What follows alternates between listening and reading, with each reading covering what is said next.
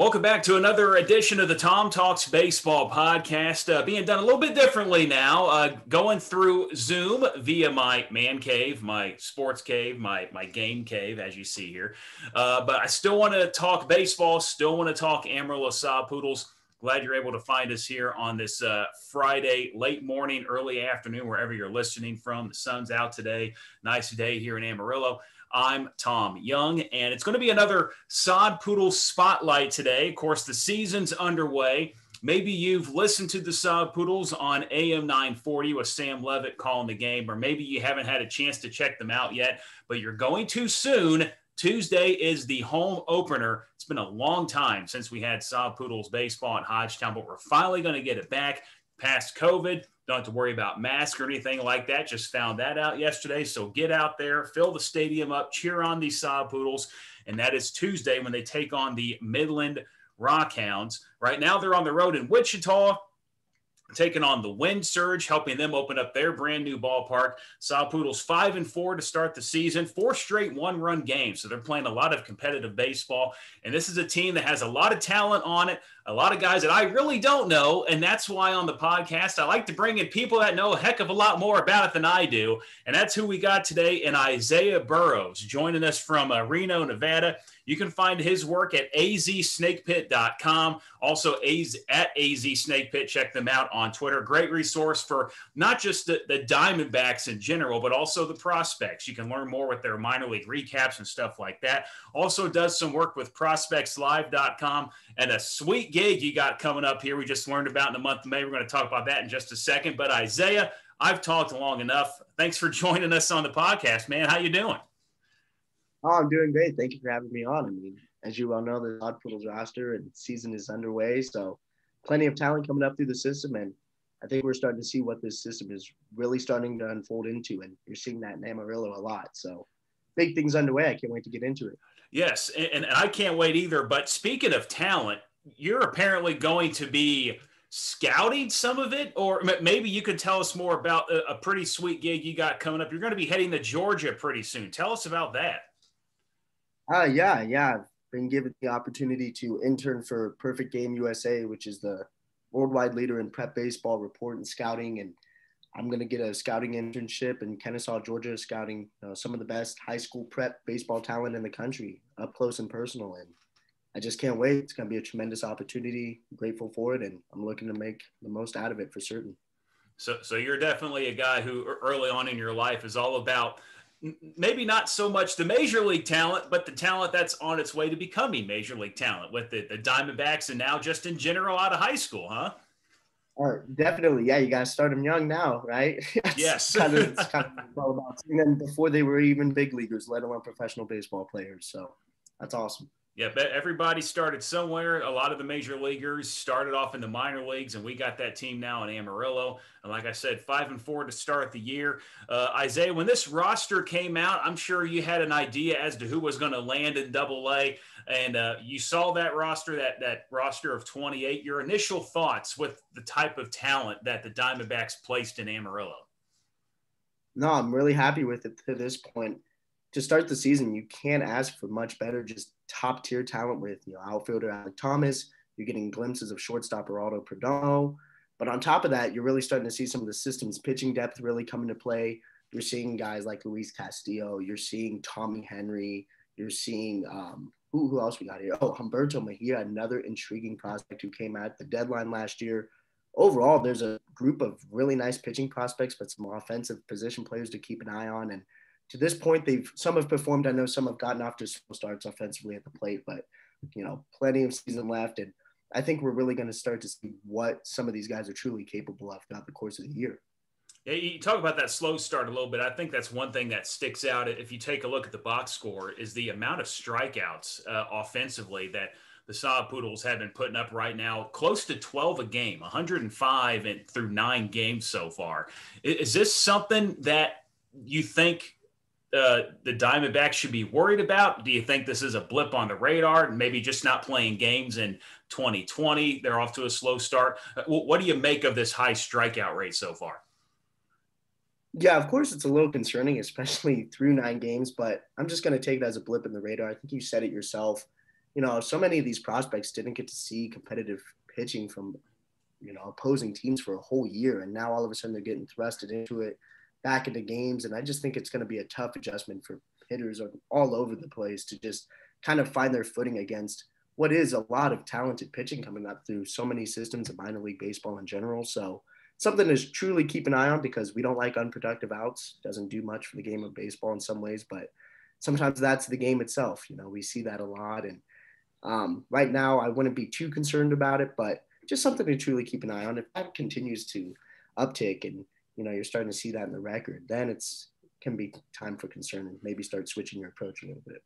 Well, one thing you mentioned, of course, a very talented team. Of the top 15 Diamondback prospects, according to MLB Pipeline, the Sod Poodles now have 5 of them after the recent promotion. We'll talk about that guy in a minute. But the top 2 in Perdomo and Thomas, lately they've been 1 and 2 in the batting order, and you can see why. Lots of talent there. Thomas is off to a great start offensively. Perdomo's maybe struggled a little bit. But when looking at these guys, and of course we'll get a look at them hands-on here in Amarillo beginning Tuesday, do you see these two as being a legit 1-2 top of the order for the Diamondbacks in the future, or is that just a good place for them now based on the team they're on? No, I think it's a good place for them now just to see as many at-bats as possible. I do see Alek Thomas becoming this everyday center fielder, just rangy outfielder who can easily lead off, hit for contact, get gap-to-gap power, tapping into more raw end power as we're seeing in Amarillo too. I see him fitting that mold at the top of the order, but Perdomo, as great as the glove is, as great as the defense is, that's, going to make him potentially an everyday major leaguer. We still want to see more with the bat. I don't see him producing as much offensively as someone like Alek Thomas to be at the top of the order. But as the season stands right now, I think it's just a great idea to have both of them at 1 and 2 in the top of the order, because especially right now with so much uncertainty going on after last year with the cancellation and everything, just letting these guys see as many pitches and as many at-bats to get as much exposure as possible right now, I think that'll help and pay dividends throughout the course of the season and for their futures in general. And regardless of how Perdomo's bat shapes out defensively, he looks like he's a pretty darn good shortstop. If you were able to catch some of the highlights that Sam Levitt put together the other night, that leaping catch at short just showed off that incredible athleticism. And if you can stick it at short, they might find a way to put you on a major league roster somewhere, right? Oh, he's tremendous. I mean, you saw him make his MLB debut before the minor league season began. And in that series against San Diego on the road, he looked like a big league shortstop. He just filled the void of what a former Gold Glover Nick Ahmed did for the Diamondbacks, and that's what he's going to bring to the table. Perdomo is absolutely special. He's, I've only got to see him play in person once, and he's truly by far one of the most special talents I've got to see in person. The way he plays the game defensively, one word to describe him is smooth. He just makes everything look easy and silky, and that's what's going to be his calling card in the big league game as his offense continues to develop at the plate. Yeah, the big names are Perdomo and Thomas. Those are the two you're probably going to hear about the most. But under the radar offensively, who are some other guys that maybe we should keep an eye on that may come out of nowhere and move up the charts and all of a sudden open some eyes at the big league level? Oh, great question. First name that comes to mind is Jake McCarthy. Jake McCarthy, for his size, 6'2", 220 pounds, very physical player. He really opened some eyes during the team's instructional league games, during the team's alternate training site last year. He got rave reviews from farm directors, and I think you're going to start seeing him really kick the tread off the tires, as they would say, really get off to a hot start at the plate, because he's got a nice little blend of athleticism, solid contact, tapping into more raw power, especially to his pull side. I think that's certainly a guy you can really keep an eye on. Another guy is Dominic Fletcher. Dominic Fletcher is another interesting type of do-it-all utility role type of outfielder, because he may not do particularly one thing really well offensively, but he's got a really nice blend of athleticism. When he gets on base, he's a real pest. He's a very smart base runner and base stealer. Another guy who's trying to figure it out more at the plate as he gets more honing in on the minor leagues. And I think that's another just type of special talent and the type of player you see the organization target, these utility, really not even utility, but just athletic kind of do-it-all outfielders who are able to produce at a lot of levels. And Fletcher and McCarthy can certainly provide that. Definitely excited to see these guys here, especially at HODGETOWN. I believe, let's see, I can't remember if it was the home run rate or the run rate, but one of them was 200. if like you look at park differentials. So pretty much meaning you come to Hodgetown, you're hitting twice as many home runs as you do at any other ballpark in the country. I mean, it is such a hitter-friendly ballpark, and I think these guys are going to love swinging it here, especially if that wind is coming out of the southwest. And the top pitcher, organization-wise, prospect-wise, Tommy Henry, you mentioned him a little bit earlier, coming from the University of Michigan. One thing I found interesting with him, and he's off to a little bit of a rough start so far this season, just a little over 4 innings and ERA around 11. And I know 2020 probably threw a wrench in things because a lot of these guys weren't able to get experience in games against other competition like you would like. But he hasn't really had a ton of minor league experience yet. And he went all the way to Double-A. You know, he passed low A, passed high A this year. Were you kind of shocked with the placement of him? Or do you think because he wasn't just like a one and done or out of high school guy, he had a few years in Michigan, this placement is good for him? Or do you think he needed a little more seasoning at a lower level first? No, it was definitely a surprise when I saw it come out, but I see the reasoning behind it. And I think that goes back to his college experience because he's pitched in big games at Michigan. He's been in the College World Series. And I think he's performed well against some of his competition at this point. And I just think it shows the trust in the organization they put into some of these guys and how much faith they had in their alternate training sites, in their instructional leagues during a season like no other last year without any minor leagues, to thrust a guy who, you know, pitches big games into an environment like Double-A, which is hitter friendly in a lot of ballparks, like you said. I just think that's going to be good experience for him. And he's got the repertoire. He's starting to pound the zone a lot more, very consistent mechanics, really nice approach. And I just think the world of him in a lot of ways. He can be something really special, really like his size. And I know he's off to a rough start, but just a very small sample size to this point. And just keep an eye out on him because he can be one of these, especially in a group full of kind of talented left-handers. He can really make his way up the ranks in a lot of ways. Yeah, but pitching as a whole been off to a rough start. There's been a couple of bright spots here and there in games, but one guy that stuck out to me is Junior Garcia. Closing the ball game out, 4 saves already. And here in Amarillo in 2019, got our experience with the San Diego Padres organization. And we had 2 great closers when they were here. We had Andres Munoz, who was pumping gas at 104. I think he hit 104 at one point when he was here.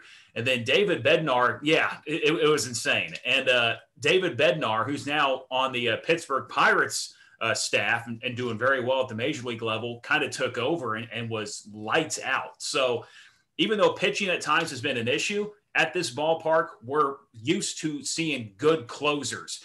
Do you think Junior Garcia is a guy that can be that? I found it funny. He's been in the minors since 2013 and 4 saves is the most that he's ever had in any season. So he's already off to a great start. Does he have the kind of stuff to be a closer, you think, going forward? Or is this just a role that Sean's putting him in right now because there isn't that type of guy in the rotation? It could be more of a situational thing, but to Junior Garcia's credit, he's made the most of it.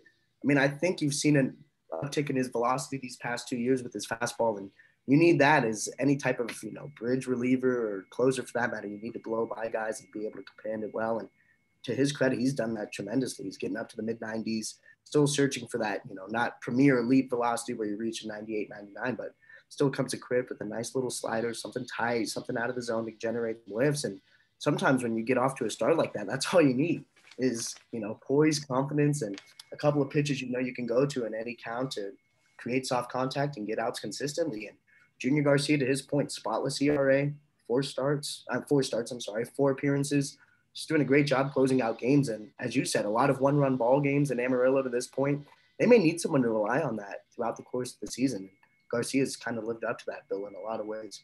Yeah, and a couple nights ago, I think he had a 5-out save. He came in, 1-run ball game, 2 runners on base and 1 out, and was able to stop it right there, finish it off in the 9th. So you want to talk about high-pressure save situation. He was able to convert in that one as well. And some pitching help might be on the way for the Sod Poodles. A promotion the other day, another one of the top prospects, number 15, I believe, according to MLB Pipeline, Luis Frias, who just dominated in Hillsboro. A couple starts, 11 innings, just giving up 1 run, struck out 15 looks like he might be someone that can help out in that rotation. Hasn't seen any action with the Sod Poodles yet, but I'm sure we're going to see him at some point on this upcoming homestand. Tell us a little bit about Frias and what we can expect to see out of him. Luis Frias is physically imposing on the mound. I think that's the first thing that if you do see him in person or even on video, is just his size. Got great strides and everything with these, up to 6'3", almost 255 pounds. And I know some of the weights, you see that on paper, it may be a concern, but it is all, kind of built up muscle. He's really starting to pack into his frame, and that shows in his velocity and his arsenal. Got a very, very effective curveball that he locates well on the left side, reaches the mid-90s consistently, gets up to that 98, 99. Power breaking ball, 12-6 movement. Gets a little loopy with it at times, especially when he runs high in the count, but, starting to develop a really nice type of cutter movement on another third pitch and starting to develop a little bit of a changeup as well. I mean, he's really starting to pitch up to his potential, and we started to seeing it at high A Hillsborough this year. Faced a really good Seattle high A team that was led by Julio Rodriguez, made quick work of him. Really did a good job of just forcing soft contact to this point, getting whiffs, and he's been able to showcase that over the past couple of years. And for a guy we didn't hear a lot coming out of at the training side or at the instructional leagues due to some injuries, some minor injury concerns, for him to perform the way he's done to this point, tremendous. And I think he's going to be a great addition to Amarillo at this point. He deserves to be pitching in the AA spotlight. I think he's going to be just fine. And we're probably going to see him at some point on this upcoming homestand against Midland, the first one of the year. Now, I will say real quick, Sod Poodle fans that were, following the Padres, I was thinking that Buddy Reed was going to start in AA. He's actually in AAA. So one of our fan favorites from 2019 who got traded to the Oakland A's, I thought he was going to be with Midland because that just made sense to me, but they actually bumped him up to Vegas. He's with the Aviators right now, so we're not going to see Buddy Reed. That would have been kind of fun to have him back at HODGETOWN. Just a little bit of a side note there. One other guy who's not a Sod Poodle and unfortunately is not going to play anymore.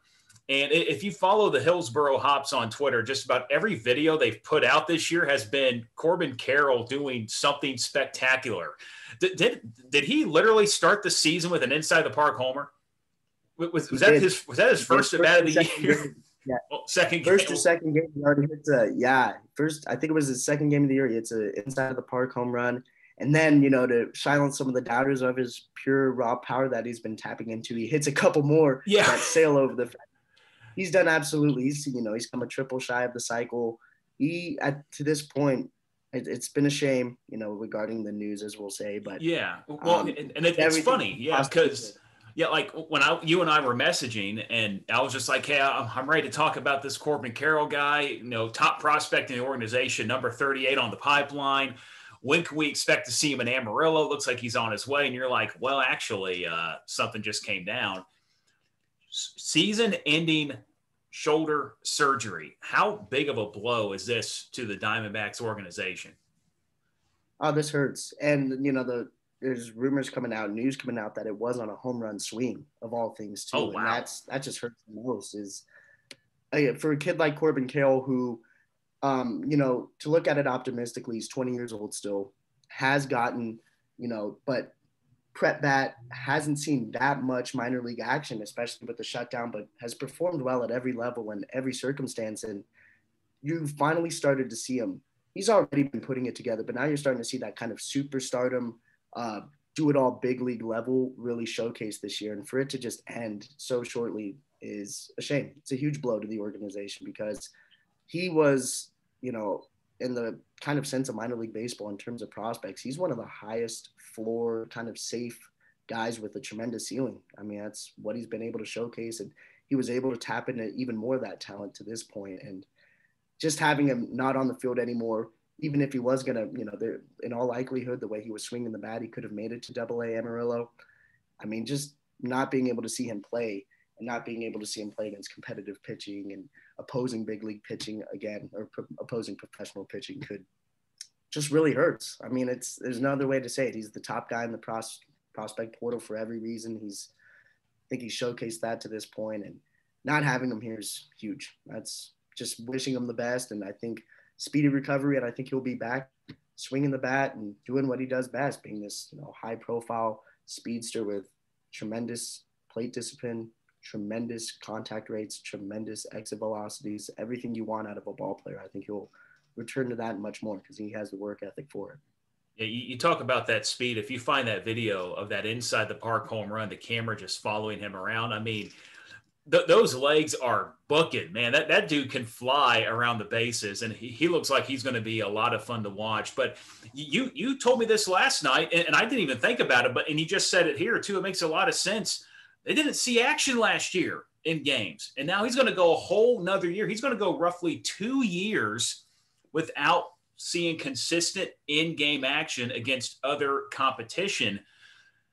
How much of a setback is this for a guy of his talent? Like, will he recover just fine and be that, number 38 prospect? Or do you think that this could hinder his development permanently? I'd have serious concerns about it with some other guys, but in all honesty, I think Corbin Kale, there's just so much to like about him. There's just so much safety to his game as a whole. If he was, relying on a certain aspect of his game, like that raw power, as we were talking about, if he heavily relied on that raw power and seeing the shoulder injury, I'd have more concerns. But he's so well-rounded. He doesn't need to tap in. He doesn't need to rely on much in-game power to get through at bats. He's just got such hard contact ability. He knows how to get on base. He's such a smart and instinctive player. And defensively, he can play three outfield positions, can be an everyday center fielder, projects that way very well. And I just think with that type of skill set, and, you talk to him, he's already kind of talks like a seasoned veteran. The way he handles himself on and off the field, I just have no real doubts that he's going to return into even better shape and continue this type of prowess he's been on in the minor leagues with the Diamondbacks organization.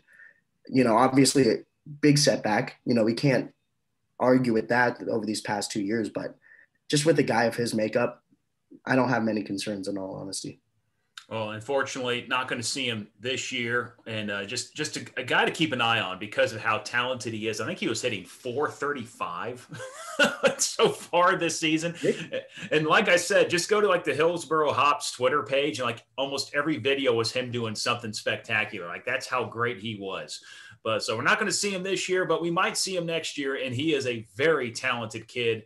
And hopefully he can make a full recovery and get back on that track, because it looks like he was on his way to doing great things eventually at the major league level. One guy we're waiting on too is Christian Robinson, and the number 2 prospect on a number of sources for the Diamondbacks, a kid that, you're wanting to get in there, but there's some legal issues, I guess, going on back in his home country. He's not stateside yet. I know when I looked at the original Sod Poodle roster, the thing that stuck out to me was only 3 outfielders. And so I'm sure some of those infielders can maybe, they're utility guys that can maybe help out, be that 4th one if needed. But part of my thinking was maybe Robinson's going to be that 4th outfielder if he can get his stuff figured out in his homeland and make his way to the United States. Do you think that's where he will end up, or do you think he's not quite there yet if he's able to get back to the United States this season? Yeah, I mean, just in regards to that situation, first off, I truly respect what the organization's done standing by him. And when he does return, I think the organization has played it safe with him to this point. I don't see him starting the year off right away in Double-A. I see him more in maybe High A, Hillsboro, or Low A, Visalia, just because, going back to 2019, he didn't get much action at all in the lower A, high levels, just 25 games. Played most of his year at that point in short season Hillsboro, which due to the realignment is now bumped up to High A. But just a kid with all the talent in the world, oozes athleticism, serious raw power. He's tapped into it in game, as we've seen. But even dating back to his times at the alternate site and instructional league, serious swing and miss issues, starting to expand the zone a little bit. And for a guy his size, you don't want to see that. And now you cope in with these personal struggles he's having to endure. I just don't see the organization rushing him whatsoever into a tough environment like Double-A. I see him maybe getting his footing, maybe somewhere even in Low A, maybe a little bit playing in with Hillsboro, but I don't see him reaching Double-A much at all this year, if at all. So just a kid that, with all the talent in the world, has the chance to put it all together. I think we need to start seeing it develop and make sure first and foremost he's taken care of mentally and focused in that regard, and really focused on getting back into the field and showcasing what he's truly about. And if you want to find out more about what's going on with him, I don't want to say too much. I don't know the guy. I don't know the situation. So that's why I'm not really saying a whole lot about it. I just know that he's a top player in the system and he's not playing right now. But if you type his name in, there's some stories from a couple of weeks ago that kind of highlight things a little bit more. I just rather have them mention that. And hopefully he can get all that figured out and find his way over here and help the Diamondbacks, one of their farm system teams, and get that talented player back on the field. But you talked about something, and you being a younger guy, Isaiah. I mean, you just graduated college, right? Or you're still working on that? Yeah, still in college. Okay, still in college. Still in college, and obviously a big baseball fan, and a big fan of the up and coming talent as you're getting this internship over in Georgia to see all these up and coming players. I want to show you something real quick, and this was on azsnakepit.com, a place that you do stuff for, a story that came out from Jim McLennan, baseball, mo money, mo problems. And yeah, I think you saw this. And I talked about this with Sean Roof a little bit last time on, but fans looks like that they want to see more of the small ball type action, but we're getting a lot of, like you said with Robinson, swing and miss issues. We had Fernando Tatis Jr. injure himself on a swing, maybe by trying to swing and open up too much. Talked about Carroll, top prospect in the Diamondbacks organization, kind of doing the same thing. Do you think the game of baseball, the way it's being played right now with a lot of this big swings going for it all, do you think that's a good way for this game to continue going forward, or to keep fans of your age interested in the game? Or do you think we need to go back to more contact, more control pitching on the mound? What do you think? Yeah, great question. I mean, I think Jim hit it on the head. I think he did a great job showing both sides as to what the advantages are, but as I've watched the game more and more and see the game kind of unfold, I'm going back to those, this old style of small ball, as you would call it. And I don't really have much issue with it. And they call me a baseball purist or whatever, but, I love the long ball and home runs as much as anyone. But when you're striking out at a 25+% clip rate and, you're going 1 for 5 and you may have an extra base hit within there, it's sometimes it's not always the most productive at bat. Not the most productive day at the plate at all. And I think with small ball, I think you're starting to see it utilized more and more by these teams that are succeeding right now in 2021. Look at the Giants. They're finally starting to tap into some power and hit the long ball, but you'll always see them sneak in a couple base hits, beat the shift in a lot of cases. And I just think sometimes that's the best way the game is played. In all honesty, if you're trying to win games, it doesn't have to be selling out for power at every single plate appearances. And a lot of times now the game is kind of siphoned down to draw a walk, strike out, or hit a home run. And sometimes that shouldn't be what the game is about. It's limited to those 3 type of circumstances. There's so much more to the game than that. And I think, a lot more organizations are kind of shifting to that way. I know some are still sticking with the heavy analytical side, and for good reason. There's plenty of numbers to back up why it's more productive and better for the organization to go that way forward. But just for my personal preference, I don't mind seeing that type of game played at all. I really don't. I think it's better for the game as a whole. It's a lot, I think as a whole, it could be better viewing since there is more people on base, innings aren't as close. I think puts more stress on the pitchers. And then you'll still see the occasional home run. You'll still see those types of highlight plays being made because the best athletes on the world, there's nothing really wrong with that. So I just think in that case, I'd much rather go to that type of style of baseball. I don't really mind this long ball. I don't really care much for this type of long ball or nothing approach. Yeah, and don't get me wrong, home runs are great and everything. They're very exciting moments. But I pulled some numbers here earlier today from baseballreference.com, just kind of highlighting those true outcomes, the walks, the strikeouts, and the home runs. And, 1 in every less than 3 at bats, you're getting a true outcome. The strikeouts are up more than ever. The big thing here, league-wide batting average, 234. I mean, 234 used to mean that you were hitting 8th or you were on the bench, but that's literally the average right now. And teams on base percentage below 300, 5 teams, entire teams have an on-base percentage below 300, and a couple others are like at 300 or at 301. So there's just not a lot of players getting on base right now. If you were to go to the commissioner, being someone and say, hey, to get people of my age interested in this game long term, what's the main thing you would tell him? How can you get people just coming out of college, early 20s, late teens, try to get that crowd to latch on to baseball? What does baseball need to do to attract that next generation of fans? I think the first thing that came to my mind was just marketing their stars more. It's so crazy. I know it's kind of cliche to talk about it, but a lot of people don't know who Mike Trout is. One of the greatest players. How sad is that, right? One of the greatest players to step foot on a baseball field.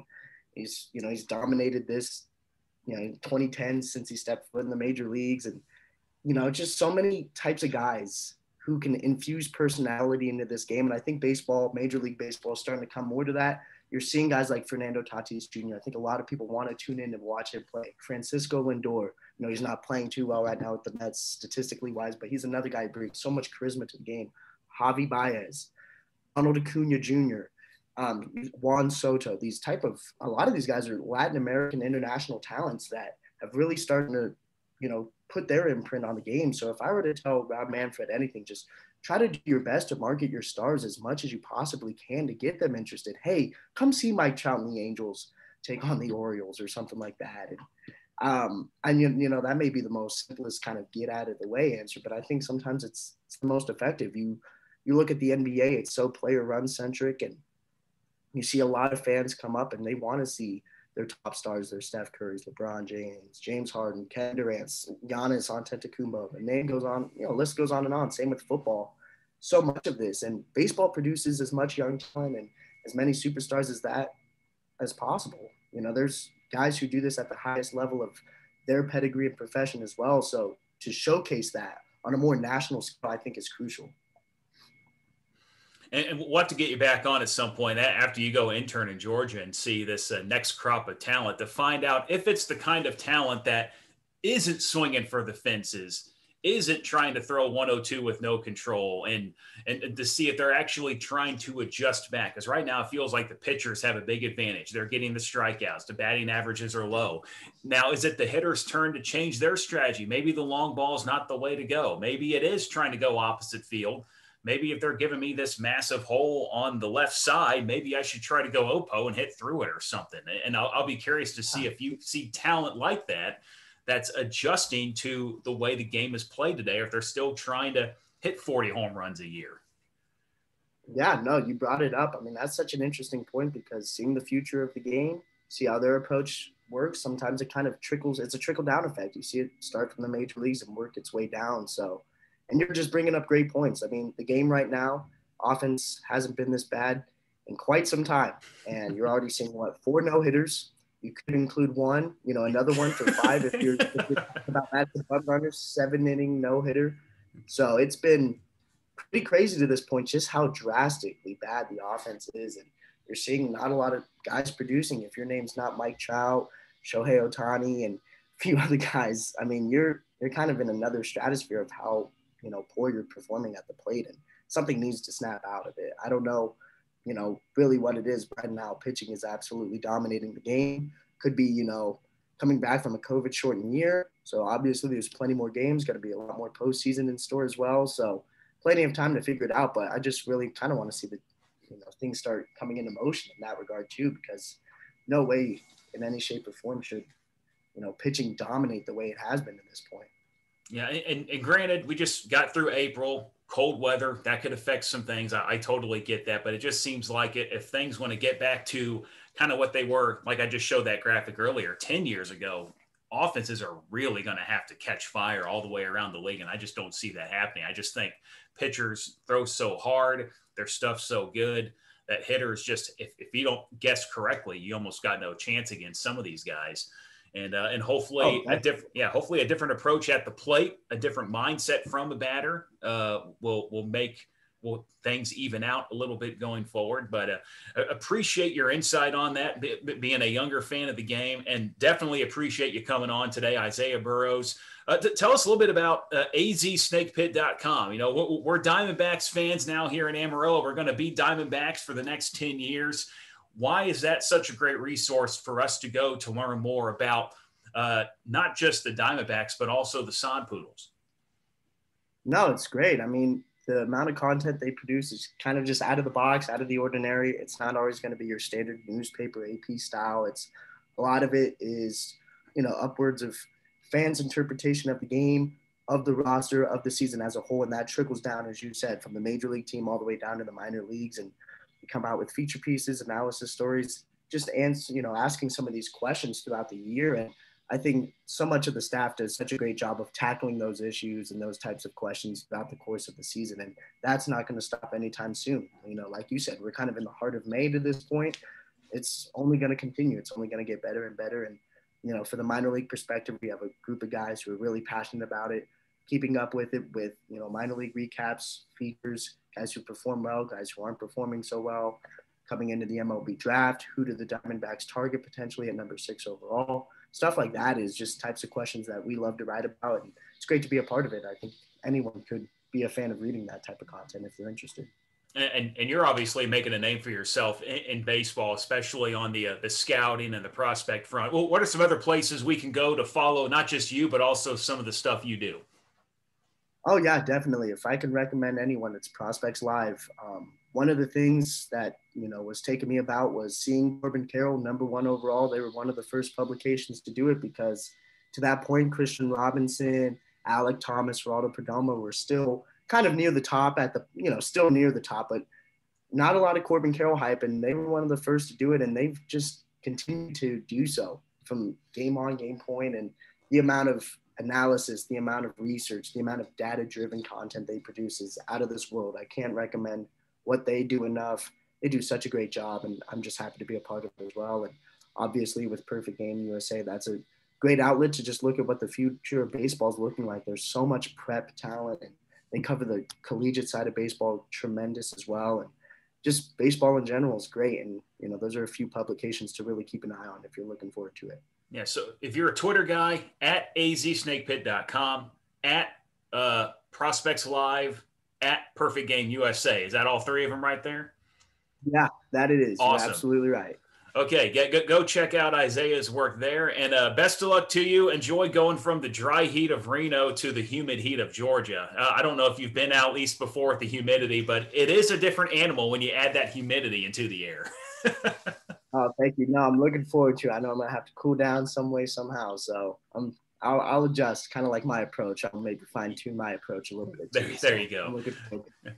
Isaiah Burrows joining us today on the Tom Talks Baseball podcast, another Sod Poodle Spotlight. Thank you for checking us out. Don't forget to like us on Facebook, follow us on Twitter at Tom Talks BBP. Going to try to keep doing more stuff related to the Amarillo Sod Poodles to keep you informed with what type of team we have on the field this season.